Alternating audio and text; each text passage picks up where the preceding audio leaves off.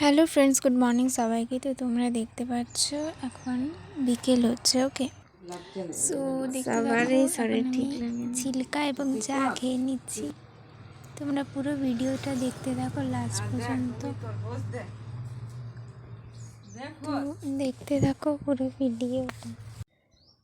তো দেখতে থাকো পুরো ভিডিওটা। এখন সকাল হয়ে গেছে, তো আমার মা ডাল বানিয়ে নিয়েছে, ভাত বানানো হয়ে গেছে।